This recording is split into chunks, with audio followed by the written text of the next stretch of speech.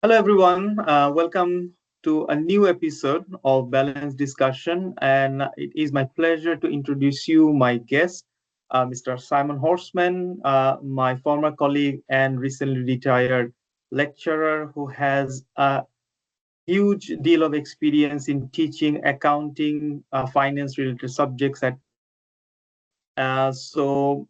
Without further ado, I would like to introduce my guest. And Simon, over to you if you can just say a few words about yourself to the audience. Yes, it's a long story. It usually is, isn't it? I suppose I wanted to be a teacher when I was old, and old was when I was around 40. This is when you plan your life as a teenager. In the event, I went into education when I was 29, when I moved to marry a lady who was a secondary school head teacher and moved from Slough in the southeast of England to Coventry. And I stayed there all the time. Yeah.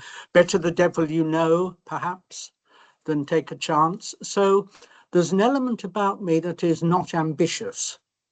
I was content just to roll along. But I enjoy the teaching process.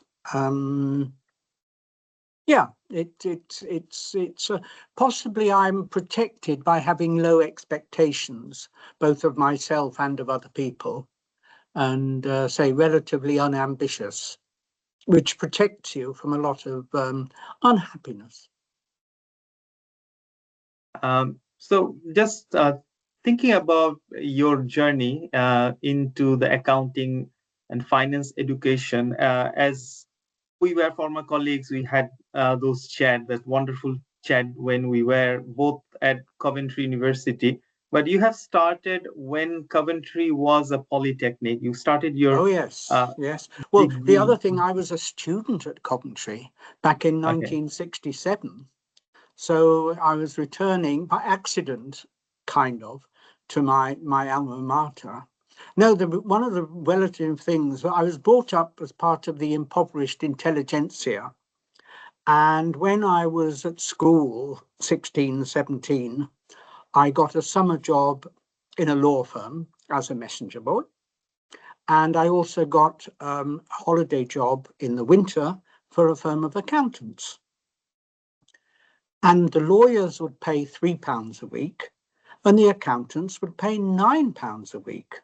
And in 1967, you could live on £9 a week. So that's what determined me to be an accountant, not a lawyer. And I Okay. wasn't going to go to university or college. And then I discovered sandwich courses, and that guaranteed employment and gave you a little extra money. And in my situation, guaranteed employment, little extra money, signed up on the dotted line. And it was the employer who said, "You'll go to the Lanchester Polytechnic, Sonny, it's in Coventry." And I said, "Yes, sir." So Okay. that was how I started BA in Business Studies in 1967. Long Okay. time ago, the age of 17.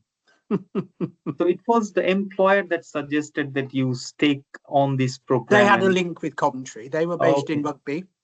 And historically, they'd placed a lot of their people with the Rugby College of Technology, where they did the electrical engineering and the mechanical engineering, probably in the manufacturing side. But that became part of Coventry Polytechnic, I suppose, during the 1960s. Okay. So that was how the link with Coventry got made. Okay. And that was And AEI, Associated Electrical Industries. That okay. was one of the big three electrical companies in the UK at that stage. And then you decided that you would like to carry on your journey as an educator and Well, uh, yes, I mean, I just signed up to do the accounting. And in fact, I left AEI. They got taken over by GEC. I don't think Arnold Weinstock was trying to secure my services, but I like to claim that's why he took over AEI. But no, around, I was getting dissatisfied with the training and the pay. I'd have stayed for good pay and bad training, and I'd have stayed for good training and indifferent pay, but neither was making much impression. So in 1970, I moved to Mercedes-Benz, which was a subsidiary of the UK conglomerate Thomas Tilling, and that moved me down to London. So that was where I went in 1970, after 2 years at Coventry, and then I came back to Coventry in September 1970 for the final year, the 3 terms. But Mercedes-Benz hadn't got themselves organised, and so I was on the loose in spring 1971 at the time of the milk round. Old people will know what the milk round is. I guess it still functions one way or another, but all the employers would come round for a sort of employment fair, and I signed up with Cooper's Birmingham. And they were still Cooper brothers at that stage. That shows how far back we go. Then during the course of my employ, they became Coopers and Lybrand. And of course, now they're PwC. So I feel I kind of stepped on the escalator and just carried on up without a lot of thought. And that suited me fine. Yeah, that's wonderful to have this wealth of experience that you can always bring back when you are in the classroom teaching the students. All this experience helps them to stay. But our main focus for this discussion for the day is something that you have introduced me to, is the Trident that you have to share with me, the Assessment Trident, which looks into several ways, and the assessment can focus on ensuring students' learning outcomes are met.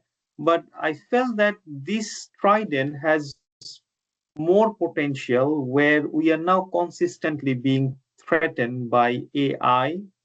And maybe we can start focusing on what was your, I would say, motivation to explore this Trident.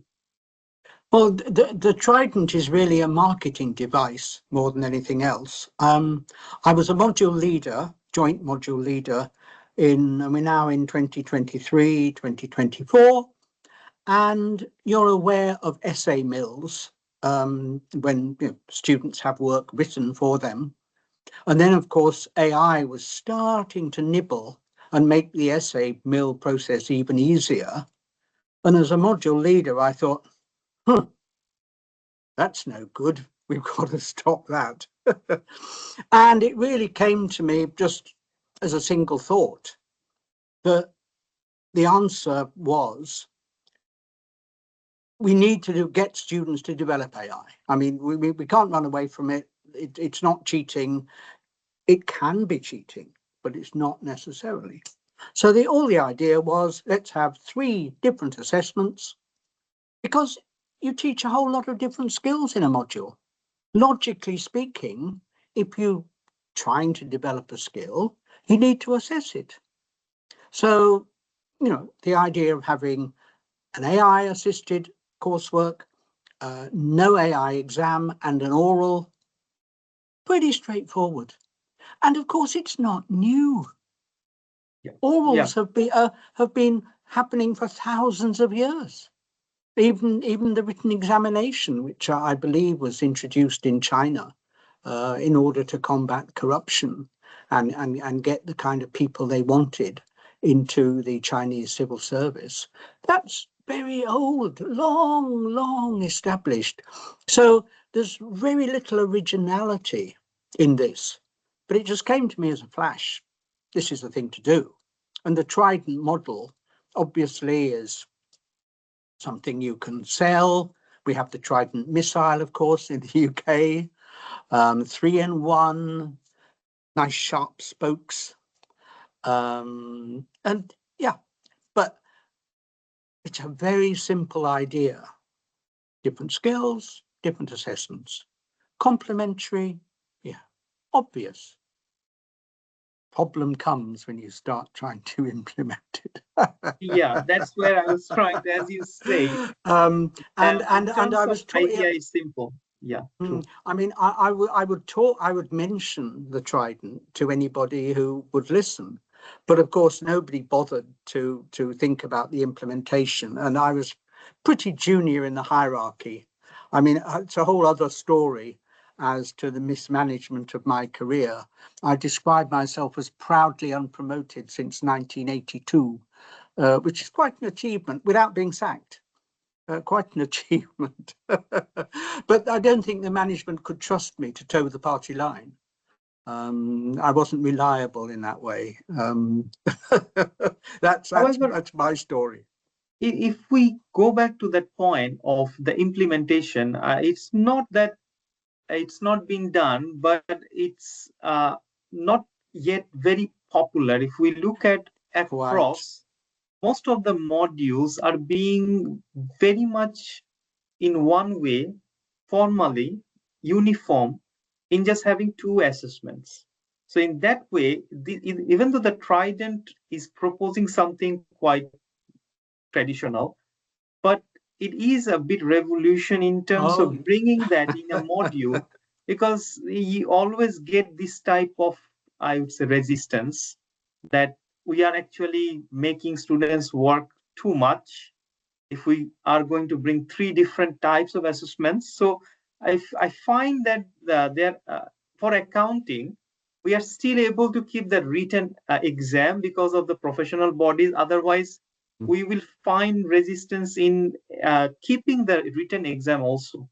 We are seeing that more and more courseworks are being replaced with the exam. And then uh, again, some of the courses that I have seen across the industry are now going through 100% coursework through modification in the structure, but without the oral viva element. So why do you think that the oral viva, which is the third element of your Trident, is not very popular across the industry? well, this is a excellent question.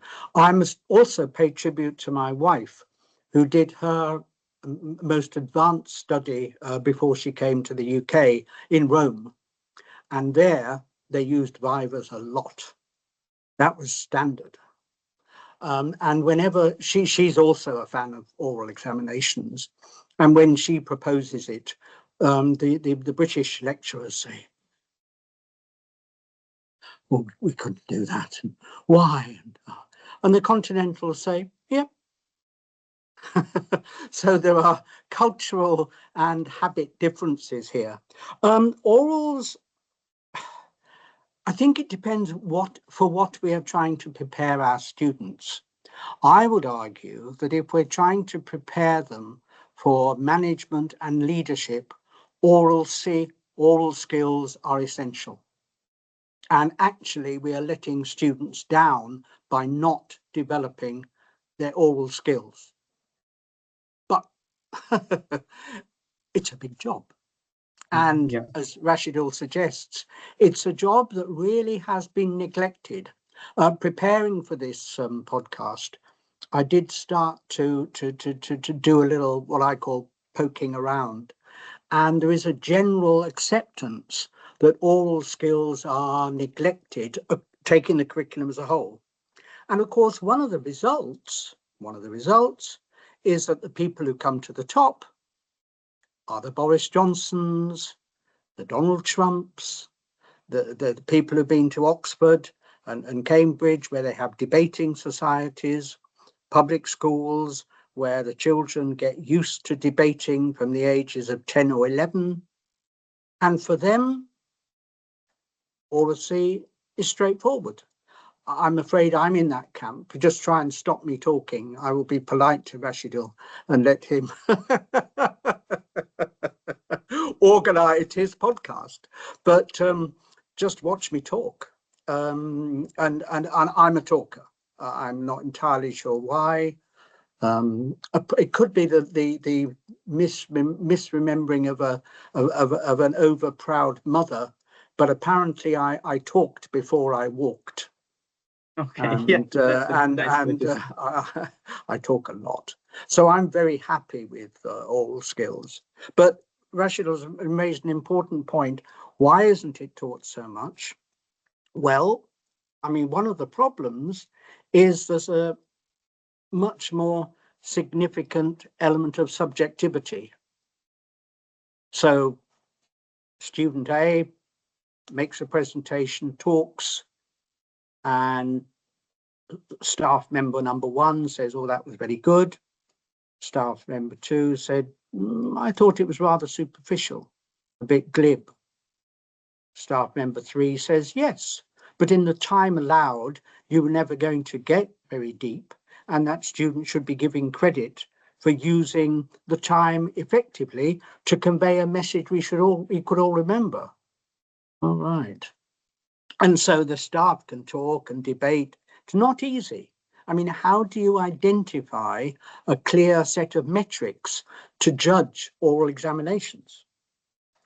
So one of the points of the Trident was that you would always have the 3 marks, but all 3 marks would go on the transcript. So Okay. an employer who says, right, we want to hire somebody for this managerial role, their ability to generate credibility amongst their followers is very important. We are really going to look hard at the oral component. Fine. Another employer says, yeah, we've got plenty of people who we can talk. What we're looking at is that for people who can really get the best out of AI. You know, our competitors are using AI. We need someone with the prompt engineering skills, the intelligence, the breadth, the vision, and the self-organization to use AI. So on the Trident, they're going to weight the coursework 70, 80, 90%, maybe 100, maybe that's all they'll look at. Somebody traditional may say, don't trust this AI. I'm going to ignore the coursework. We want to see what people can do under pressure in writing in the examination. So, but the employer can choose. You're not okay when it comes to degree classification. Yes, you'll have to have a weighting, but part of the model is to have explicit that X is very good at this, Y is very good at that, Z is very good at something else. You'll see a profile. And furthermore, the profile will be available to the student to plan their career, to see their strengths, to see their weaknesses. Because, I mean, clearly, you know, with 2 semesters a year, there are going to be 6, if you like, iterations of this Trident model. So students can see their skills developing. The other aspect, of course, is that if oracy is going to be assessed, you're going to need to build that into the classes. And that's going to be, I mean, that's probably going to require extra resource. Because at the moment, I don't know what how many of the audience are university lecturers, but what is the size of your seminar groups? To my way of thinking, a seminar group of over 10, 12 isn't really a seminar. It's some kind of workshop. It may be labeled a seminar, but if people are actively going to discuss, you really need a limit of probably a dozen. Okay. Maybe you might manage 15, you know, in 3 groups of 5, 5 groups of 3, 4 of 4. And it's going to need different skills to get the students to practice the skills, to reward them, to give them feedback. And we don't do that much. Yeah. So, and also if you go down from seminars of 20, 25 and 30, down to 10 to 15, you're going to need more hours. Yeah. And we know that the bosses don't want to give us more hours. But if you're going to get the quality, I mean, my argument for the Trident is simple. It takes more resources, quality costs. Quality costs. What's your problem? Now, you may not want to pay that price, but in that case, accept that your course is going to be of lower quality than it could be and perhaps should be. Okay. Now, well, sometimes it feels like when we have this discussion in program level, uh, we try to achieve the Trident model across the program. For example, maybe few of the modules across the program will have an oral viva combination with a coursework. Some other modules will only have a class test, an exam. So do you think having this Trident overall achieved through the program completion, is it okay, or it is Oh now yes, yeah. important having I'm in a every module? pragmatist. Sure. Oh, it's got to be okay. I'm a pragmatist. You can't insist on the Trident for every single module, Yeah, but it needs to be progressive and it needs to be carefully thought out. When I was thinking about this podcast, I was asking myself, what makes a good, because one of the things the Trident forces upon you is you've got to think, well, that's a good question. But is it a question for the coursework when they can use AI? Is it a question for the written examination where they can't use AI? Is it a question for the oral? Possibly, is it for all three? Because I might be giving you a question in the coursework, and then in the examination, I'm going to be setting you something similar but different to see if you really understood what you said in your coursework. But then in the oral, I'm going to be saying, oh, yes. You were talking about the cost of capital in your coursework. How would you deal with the cost of capital in blah, blah, blah, blah, blah? And so that's not necessary. Is that testing one thing three times? Testing three things? It's very difficult philosophical problems here. So yes, I'm very happy that one takes an overall program approach, but I don't think that should be used to dilute the principle of the Trident too much. It's a balance. And also we're dealing with a dynamic situation.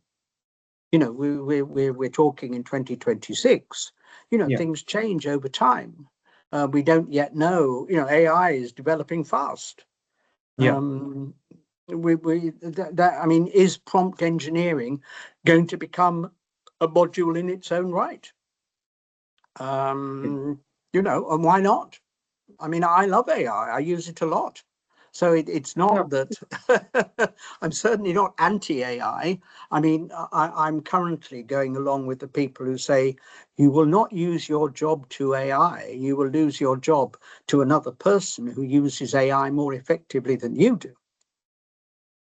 Yeah, that is once, but I can sense that there is like a sentiment both ways. Some in the academia, some are pro, some are anti. So if you have come across to this debate whether we should or should not be using or allowing students to use AI, and why do you think that, as you said, you are pro? What are the advantages You've that forgotten the children key have? thing about open book and AI.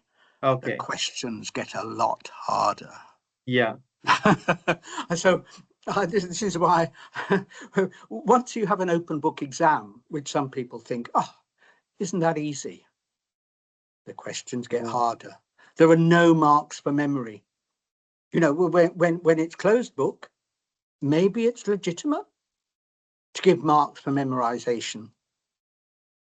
Once students got access to the books, you may want to give marks for memorization because the ones who have to look it up, it'll slow them down and they'll get fewer marks overall. But these are things that need to be debated. So one of the problems of the Trident is it throws up a lot of questions that really people have been neglecting over the years. Oh, we'll just do last year's. We've got the structure from last year. Yeah, we'll update it a little. But they don't do the deep thinking. Is this as good an assessment as we can do? Do you think uh, based on what current environment right now we are in, would we be able to really have the time and resource to do that level of critical thinking in bringing what you are suggesting.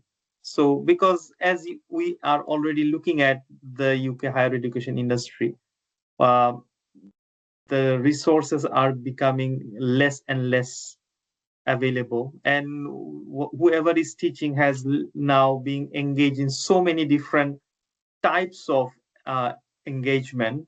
So, do you think that this is going to become more challenging to bring the trident? And as you have mentioned, that it requires a, a lot of planning to know what you want to deliver and how you would like to deliver those learning outcomes through your module. So, what additional challenges do you think that we might face? I suppose at this point I say, well, I'm very glad I'm retired. I mean, one of the motivational reasons for my retirement, because I could have kind of fought the redundancy, but I thought I'd take the money and run. But I was becoming less happy with what I was having to do. So it may be, quoting Voltaire, again, I like to pay my intellectual debts, le mieux est l'ennemi du bien. The best is the enemy of the good. And one of the luxuries of the retired is that we can stick with the best. Poor Rationale and the other workers today have to cope with the resource limitations and be as good as they can be in the circumstances. I don't know. Firstly, I think there's a lot of learning curve. So at the moment, yes, if we suddenly introduced a lot of oral examinations, it would be a shock and it would be very tough. I think over time, as we get used to orals, and they'd all get videoed, of course. So you're going to be able to generate standards of performance that you regard as, yeah, that's an upper second, that's a first, that's a fail. That will emerge over time. But yeah, so to say there's a learning curve element. I don't know about the resource. I mean, the other thing that I would say is if you look at the cost structure of higher education, it's almost all fixed costs. Hmm. The one area that isn't is, of course, the assessment, perhaps. So what a mischievous plan that I had 30, 40 years ago was to take £1 million from every UK university, and that was when £1 million was £1 million, give it to the Open University, and then say to all the universities, all the OU material is free. You use it. You know, I mean, a textbook. You know, if we have a selection of 2 or 3 textbooks for 100 universities, the people mix and match, isn't that sufficient? I would have thought there's a good case for having probably lectures wholly online and available for download and memory. And once you've scrapped the lectures, but you must come to the seminars. So the other irony is, of course, this is what Oxford and Cambridge have been doing for hundreds of years. Oh, good to see you, Rationale, this afternoon. Do read me out your essay. Oral, okay. Right? And I say, yes. Yes, pop down the Bodleian and give me an essay on the psychology of Achilles and Hercules in comparison. And you might like to review the psychology as revealed by the mythology in the context of the Dark Triad. Thank you. I'll see you in 2 weeks. That's resource-based learning. Yep. You know, no lectures. Lectures are optional, but you've got to work pretty hard in the Bodleian Library, thinking through Achilles, Hercules. What archetypes? Do we talk about Jung? What kind of psychology do we involve? What about heroes from other traditions? Indian, Chinese, Zoroastrian? I mean, very taxing. But as far as the lecture is concerned, I listened to Rationale's essay. And that took me half an hour, and I made a few comments. And so we had a total session of 45 minutes. And then I offered him a glass of sherry, but he declined and chose orange juice. So yeah, I gave him a glass of orange juice, and we chatted away. And yes, his year at Oxford is going pretty well. Delighted to see this in a young man. And yes, I said I'd see him in a couple of weeks with his next essay. I'm looking forward to it. It's an interesting topic, isn't it? And sent him away. And now I'll go back to it's a different way of life. But Yeah. if you manage the time, I think it ought to be manageable. But the seminars will become compulsory. So who bothers to come to lectures? But unless you've got a good reason, you've got to be there at the seminar. And the other thing is, I structure the seminars to make sure that everybody talks. So you're in groups, and each group, and I don't allow the small percentage of people like me who talk too much to dominate the proceedings. You make sure, and in a smaller group, it's much harder for the dominant personalities to dominate. If you're down to 8, it becomes very obvious that one person is trying to hog the limelight. And also the shyness of the other students will reduce much more in sort of 6, 8, 10, whereas in a class of 100, even a seminar group of 30, very difficult to get the shyer members of the group to talk. So I think this is perhaps why people are resisting it, because what looks like a technocratic change. Oh yes, we're going over to the Trident model. Oh yes, there's going to be a coursework, an examination, and an oral. Yes, actually exposes a lot of very difficult questions that people are going to have to answer before they move on to implement it. It'll be good to answer them. They will, just like me with researching this podcast, I've learned a lot. Okay, yeah, that's good to know, because I was also trying to have a look at what is the view from like advanced HE or Times Higher Education. They are also having this view that oral examination is going to come back as one of the tools to protect. Yeah, it's got to. Exactly. You know, and is that a bad thing? That's another debate. So we will have conversation from both sides. Probably there will be people who are for, people who are against, and I can sense that the argument against is going to be takes a lot of resources, lot of time, lot of preparation. The marking process is Well, going to take a that long I time. mean, yeah, that's interesting. I mean, this is my wife talking, but I mean, her view is that she can turn anybody inside out in 10 minutes. You know, tell me about the cost of capital, and how would you adjust that for uncertainty and inflation? And what if you're a multinational business and the currencies in which you work are moving in different directions? How is that going to affect your cost of capital? You just try answering that Yeah. effectively. And So, this yeah, is very interesting to have this conversation instead of just having a piece of document of 1,000, 2,000 words, where I'm not now, there is no way for me to know who is the student who has been assigned, has written this, or it came out from of some course, kind of, yeah, because it's of very course. getting more difficult as the GPTs are also getting better.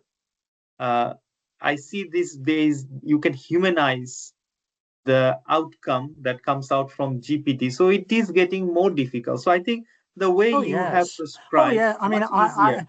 I haven't decided to generate a second income by using ChatGPT to make student answers and then hiding it, putting in the deliberate mistakes and the duplications, so that it appears far less AI Yeah, dependent than it really was. I mean, there's all sorts of games you can play, but hence the examination with no AI and the oral, they're not going to be defeatable. exactly. Yeah. But when you were talking about having open-ended exam, open book exam in the accounting and finance professional bodies, actually, their exam structures are very specific, and it has been probably. It's more about having using your memory more, learning those tools and techniques, less on having an open-ended exam type. So sometimes we are being motivated to restructure and follow the structure that the professional bodies are doing. So do you think there will be a change in the future that the professional bodies I will? don't know. I mean, I'm not in touch with that sort of world. I can see. I mean, one of the aspects of the professional bodies, in a sense, are forced to the lowest common denominator, Okay, and that's true. something that is because consistency is a major virtue, and if you're working across long periods and in many countries, I mean, the ACCA are strongly international, then I guess that in the interest of consistency, you go for the simplest. And, Okay. and I don't have a big problem with that. I don't mind closed book exams. They just the style of the questions differ. And yeah, it's not a big deal. Sorry, it could be a big deal, but it doesn't have to be. It changes the nature of the preparation that the students do. Another I mean, thing I just, I remember one of the open book exams I did in business strategy. I think I took a suitcase of books into the exam. I never opened the suitcase. yeah, true. It So happens. just Yeah. so to some extent, the open bookness is there for reassurance rather Yeah. than because you're actually going to use it. Yeah. And it depends on the style of the questions. I was thinking, what is a good question? And I was thinking I decided you could break that down into two qualities. One was legitimacy.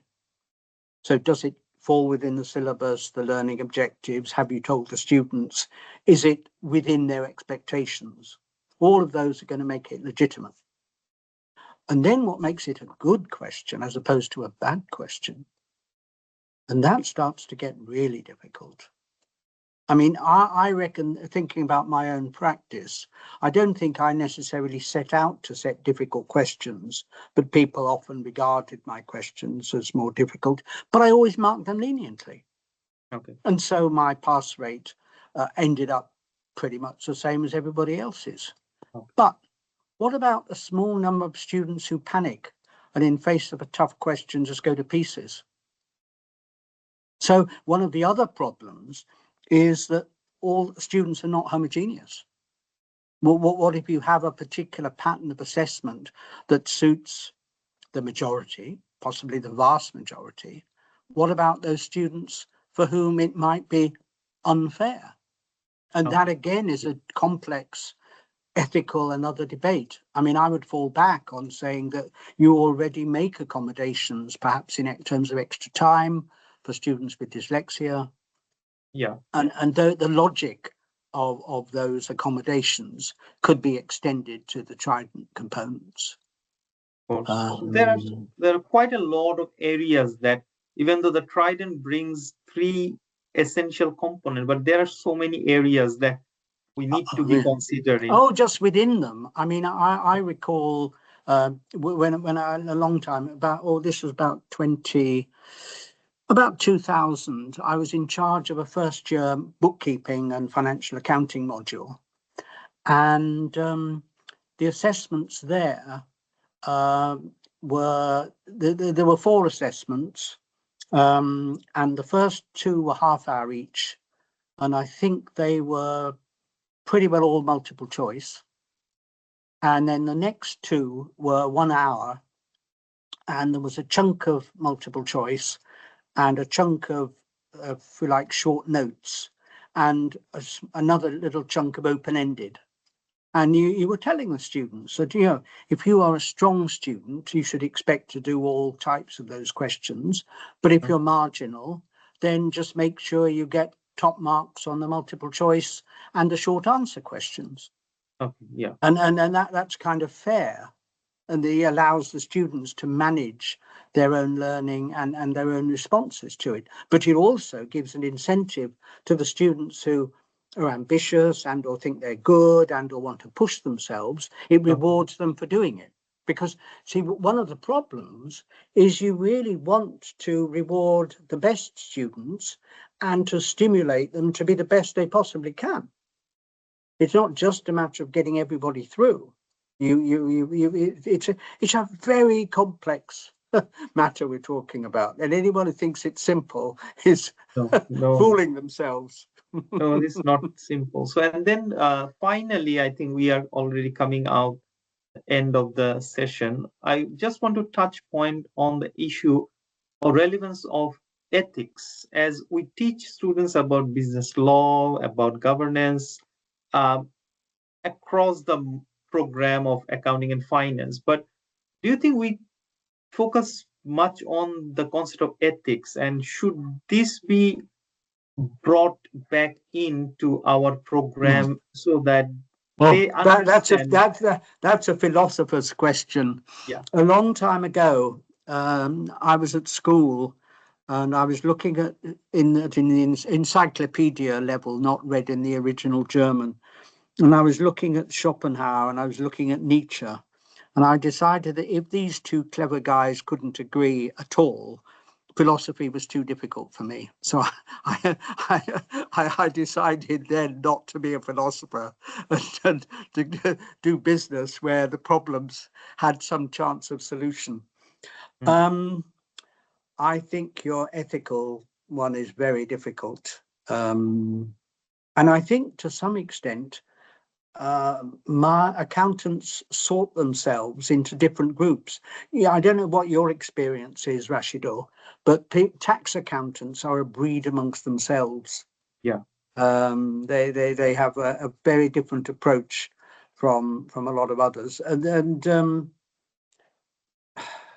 there's the old joke about the man whose accountant had died and he needed to find another accountant, and he was chatting to his friends, and he said, accounting is about maths, isn't it? So I asked the first accountant, what's 2 and 2? And he said 4. Oh.